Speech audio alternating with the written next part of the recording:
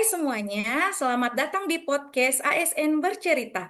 Berbagi cerita inspiratif tentang ASN bersama saya Hardianti yang akan menemani kalian hari ini di podcast ASN Bercerita. Nah, Sobat Podcast, hari ini itu aku nggak sendirian nih. Aku ditemenin empat cowok-cowok ganteng nih.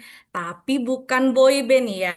Nah, mereka ini merupakan narasumber kita pada episode kali ini yang luar biasa, merupakan ASN muda yang berasal dari universitas yang berbeda di Indonesia. Nah, hari ini kita akan ngobrol hangat dan santai bersama bintang tamu kita tentunya, dengan topik yaitu apa, mengapa, dan bagaimana sih penerapan nilai-nilai ASN berakhlak di lingkungan kerja. Daripada penasaran Sobat Podcast, langsung saja kita kepoin nih ke narasumber yang pertama kita, Pak Hau Yogia Pradana Uli. Halo Pak Hau Yogi, selamat malam nih. Halo Ibu Dian, selamat malam juga. Apa kabar Bapak? Puji Tuhan kabarnya baik nih Ibu Dian. Gimana kabarnya juga nih Ibu Dian? Alhamdulillah sehat-sehat saja Bapak. Ini Bapak dipanggilnya Pak Yogia ya. Saya panggil Pak Yogia ya. Pak Yogia ini merupakan seorang peneliti dan dosen di program studi ilmu komputer Universitas Nusa Cendana, di mana beliau tercatat memiliki keahlian sistem cerdas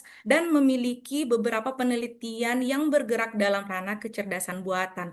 Nah, cocok nih bagi zaman-zaman teknologi era 5.0 ya. Nah, Sobat Podcast, beliau juga pernah berhasil mendapatkan penelitian kompetisi nasional Hibah Dikti. Wah, luar biasa nih.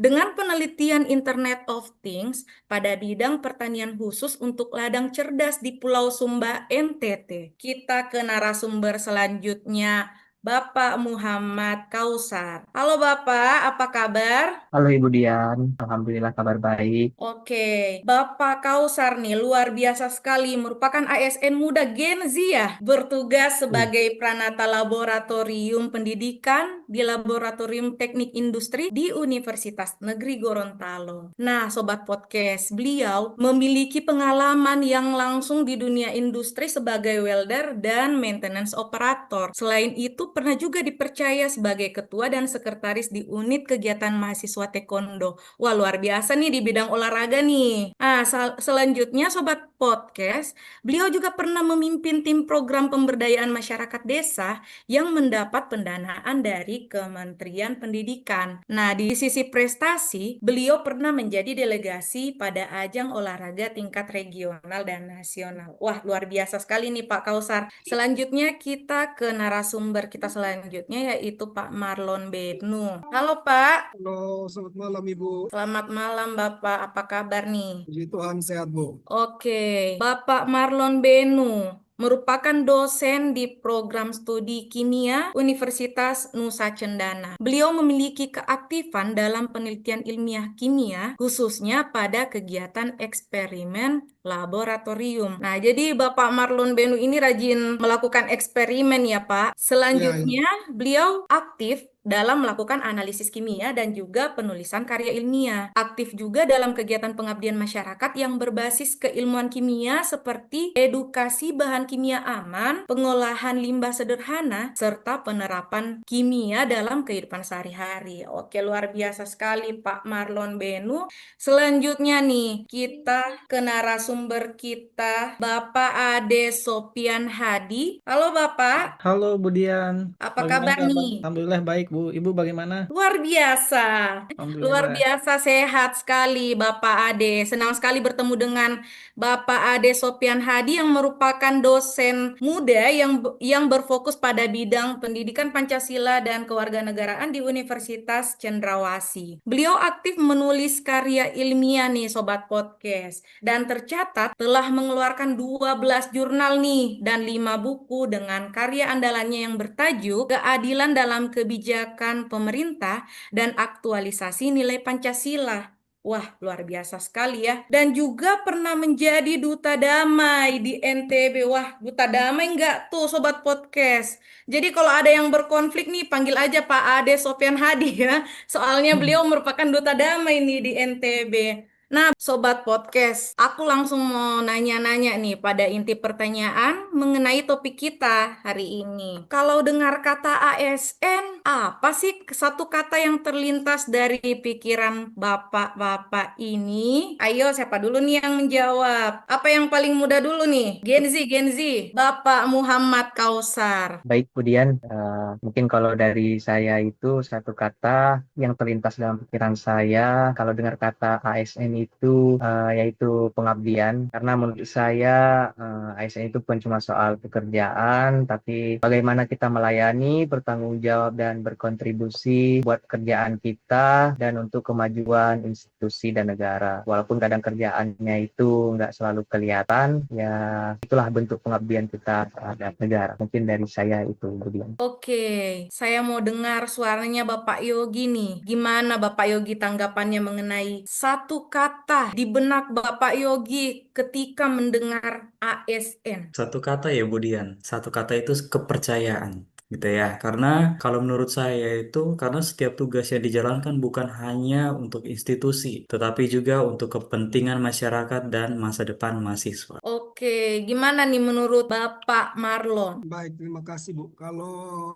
dari saya mungkin ini satu hal yang kedepannya diajarkan kepada kita semua calon ASN, calon pegawai negeri sipil ya. Jadi kalau ditanyakan terkait satu kata, saya memilih kata berakhlak, berorientasi pelayanan, akuntabel, kompeten, harmonis, loyal, adaptif, dan kolaboratif. Mungkin itu satu kata dari saya Bu. Oke, sesuai tema kita ya, tema podcast kita pada kali ini ya, berakhlak. Selanjutnya gimana nih Bapak Ade? Bapak Ade Sopian Hadi, Baik, gimana tanggapan Bapak jika mendengar satu kata baik kalau ASN? baik Budian, kalau mengenai ASN tersebut satu kata menurut saya itu loyal, loyal atau loyalitas gitu, Bu. Nah, sebenarnya dari dulu juga saya sudah apa namanya rasain, mungkin kalau mungkin teman-teman di sini yang sudah seperti tadi Bu Dian kan sudah sebut gitu, saya dulu pernah di apa namanya Duta Damai, juga Duta Damai NTB. Mungkin teman-teman tadi ada yang sudah di organisasi juga. Dulu bagaimana kita pengorbanan, kalau kata Pak Muhammad Kosar tadi, pengabdian gitu. Nah, dulu kalau kita mungkin yang terbiasa di organisasi, bagaimana pengorbanan kita, pengabdian kita, misal apa namanya meluangkan waktu istirahat kita untuk berdiskusi. Dulu saya juga kebetulan jadi ketua GMNI ketua GMNI Universitas Mataram dan sekretaris cabang di Mataram gitu. Dulu bagaimana kita berdiskusi, konsolidasi sampai tengah malam, pulang kecapean, besok bangun lagi bikin acara. Nah, meskipun kita ya tidak penghasilan gitu, tapi itulah namanya pengorbanan dan pengabdian gitu. Bahkan sampai sekarang yang namanya loyalitas gitu, alhamdulillah sudah apa namanya terbiasa gitu bagaimana loyalitas kita ke institusi di sini, karena saya anggap di Prodi PPKN ini juga menjadi institusi organisasi kita gitu. Bagaimana loyalitas pengorbanan kita di sini, di mana di sini juga di Prodi PPKN Uncen banyak sekali pekerjaan kita di sini, banyak sekali yang kita urus gitu terkait dengan mahasiswa maupun program itu sendiri. Meski tak apa-apa, tapi inilah bentuk pengabdian ke organisasi gitu dan loyalitas ke atasan gitu. Kalau sekarang atasan saya di sini kan Kaprodi gitu. Jadi apapun yang kita disuruh, diinstruksikan, diminta bantuan, kita tetap meluangkan waktu, tenaga, dan pikiran kita untuk mengabdi di Prodi PPKN ini. Nah, mungkin itu sedikit gambaran loyalitas gitu. Oke, Bapak. Jadi loyal itu timbul dari keikhlasan hati ya menurut Bapak Ade Sopian ya. Oke, selanjutnya nih, apa sih peran sehari-hari di tempat kerja Bapak dan juga apa yang paling berkesan selama Bapak menjalani profesi sebagai ASN? Kalau saya ya Budian, kalau peran sehari-hari saya di kampus itu, saya itu adalah salah satu dosen yang mengajar mata kuliah berbasis computer science. Jadi selain mengajar itu, juga tugas saya itu membimbing mahasiswa, baik dalam tugas dan juga skripsi. Selain itu juga terlibat dalam beberapa kegiatan prodi, seperti rapat akademik, penyusunan jadwal, hingga diskusi kurikulum. Kebetulan kan sekarang lagi masa peralihan nih, dari kurikulum lama ke kurikulum baru. Jadi kita sesuaikan nih dengan perkembangan zaman saat ini. Itu perkembangan AI itu sudah sangat-sangat tinggi gitu. Jadi bagaimana caranya kita menyesuaikan antara kurikulum yang lama yang disesuaikan dengan kurikulum yang berjalan dengan keadaan perkembangan saat ini. Seperti itu, Ibu. Jadi di ilmu komputer, peran dosen itu bukan hanya sekedar mengajar, tetapi juga menjadi fasilitator dan juga problem solver bagi mahasiswa. Wah, luar biasa ya. Jadi bukan hanya berorientasi pelayanan nih kepada Iya. mahasiswa, tetapi juga ada nilai adaptifnya. Nah, Sobat Podcast, kita dari tadi udah dengar nih jawaban-jawaban inspiratif dari sharing-sharing pengalaman narasumber kita. Nah, kita udah mendengar kata kolaboratif, adaptif, orientasi pelayanan. Namun aku nih mau berbagi pengetahuan buat Sobat Podcast melalui pendapat dari narasumber kita. Apa sih itu berakhlak? Tadi udah di-spill-spill nih, clue-cluenya nih. Berorientasi pelayanan, kolaboratif, adaptif. Nah, menurut Bapak, apa sih berakhlak itu? Gimana nih pendapat Bapak Marlon Benu tentang berakhlak? Apa sih itu berakhlak? Oke, baik. Terima kasih Bu. Berakhlak ya, dari suatu kalimat yang dibuat menjadi suatu kata berakhlak. Kalau dari saya sendiri, pemahaman saya dengan kalimat berakhlak, kata berakhlak itu merupakan suatu kalimat yang digunakan ataupun yang kita pakai untuk mengatur kita sebagai seorang ASN, sebagai seorang PNS, sebagai seorang dosen untuk menjalankan kehidupannya dalam tanda kutip kehidupan pekerjaannya agar bisa menjadi lebih baik. Itu mungkin dari saya seperti itu, Bu. Oke, itu tadi pengertian berakhlak nih Sobat Podcast dan Sobat ASN menurut narasumber kita ya. Selanjutnya dari kata berakhlak itu kok nilai-nilai ASN berakhlak itu penting untuk diterapkan. Mengapa nih Bapak Muhammad Kausar?